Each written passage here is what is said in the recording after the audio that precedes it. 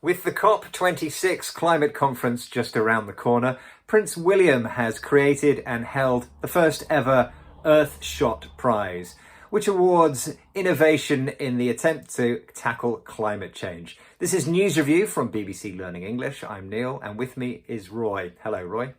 Hello, Neil, and hello, everybody.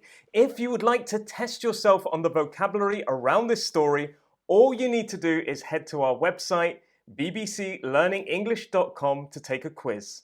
But now let's hear more about this story from this BBC News report. Two friends who've come up with a system for quickly growing coral to save reefs in the Bahamas were among the winners of the first Earthshot prizes. The awards, which were developed by Prince William to encourage innovative solutions to tackle climate change, were presented in an Oscar-style ceremony in North London.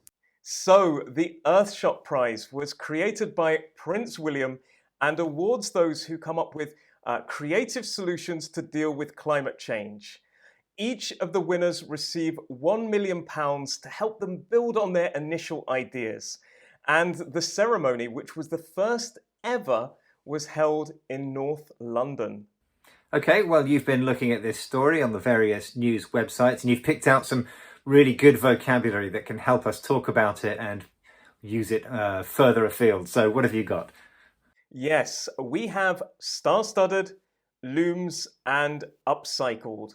Star-studded, looms, and upcycle. So let's have a look now at your first headline, please. So our first headline comes from Sky News and it reads, Earthshot Prize. First winners of Prince William's £5 million awards revealed at star-studded ceremony. Star-studded, featuring lots of famous people. Right, so this expression is spelled STAR-STUDDED.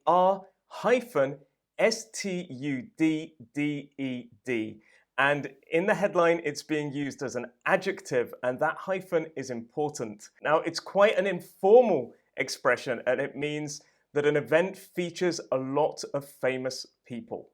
Yeah, so the first part of this is pretty obvious.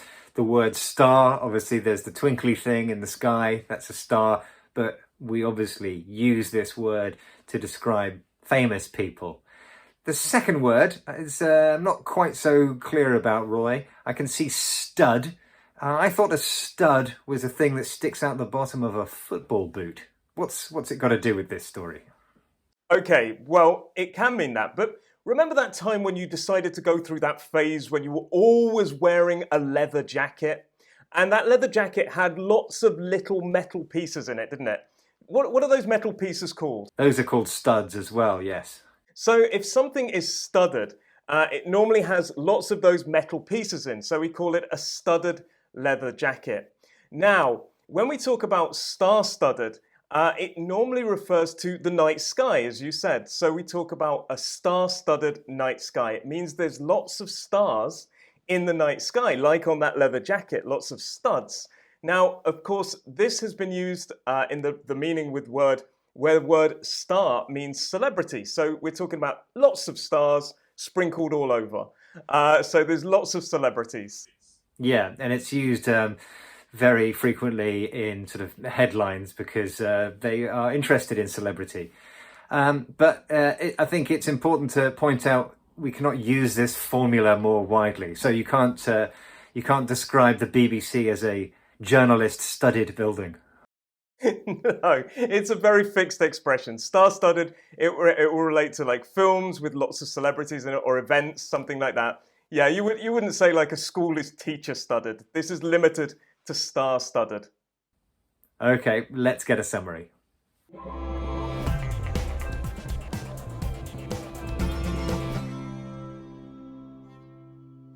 Well, if you would like to hear about a star-studded event, we have the perfect video for you, don't we, Roy? Yes, this episode of News Review is about the Golden Globes, and all you need to do to watch it is click the link in the description below.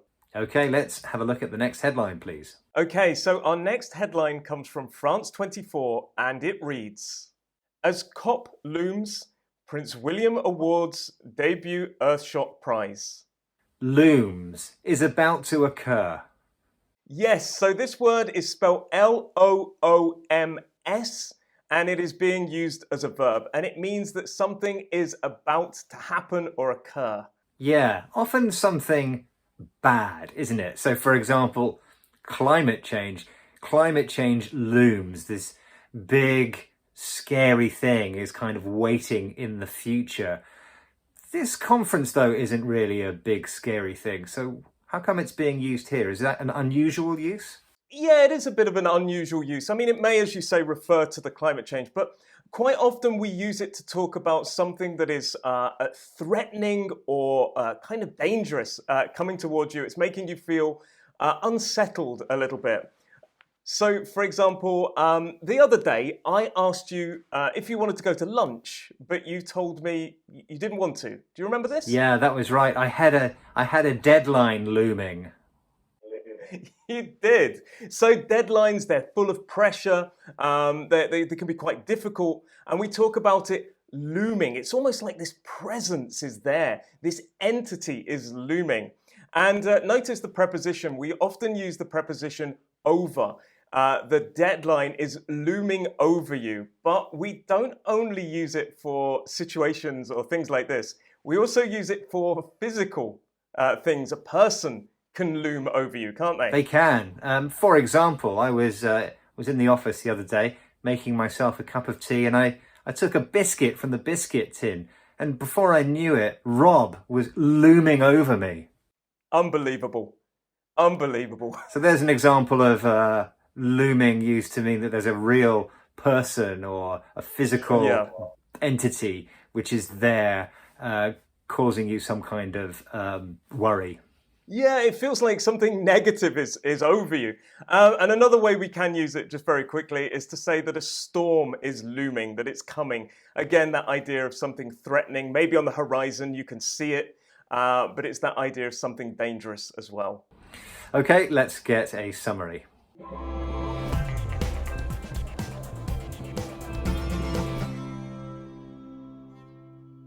So perhaps one of the biggest things looming for all students is exams, and we have a video about exams and how to deal with them, haven't we, Roy? Yes, we do.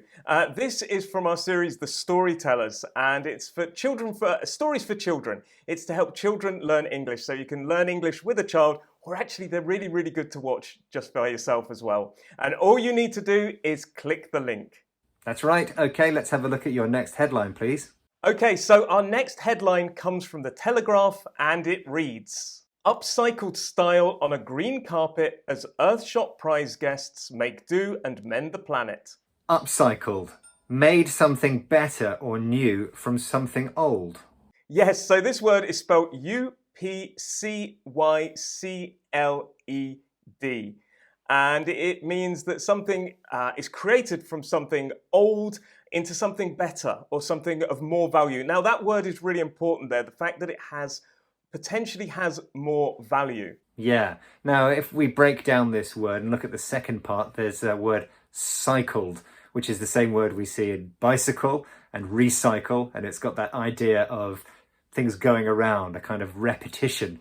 That's the same in this. What's different, though, is the first part, the up rather than re. So what's the difference between recycle and upcycle? Okay, so we commonly use recycle to talk about making something out of something that was waste, and it's probably of similar value to the original property. So you make a new bottle, you recycle a bottle from old bottles, or maybe you get some recycled toilet paper from old waste paper.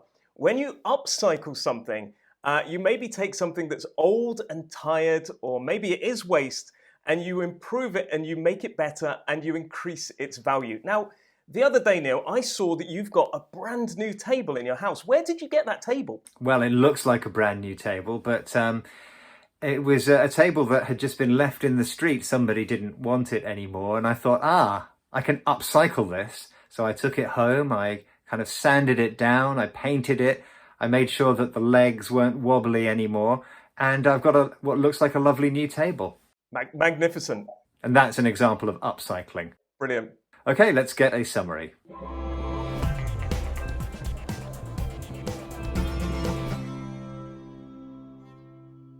Time now for a recap of the vocabulary, please, Roy. Yes, we had star-studded, featuring lots of famous people. We had looms, is about to occur. And we had upcycled, making something better or new from something old. If you want to test yourself on the vocabulary, go to our website, bbclearningenglish.com, where there's a quiz and so much more stuff to help you improve your English. We're all over social media as well. Thanks for joining us and goodbye. Bye!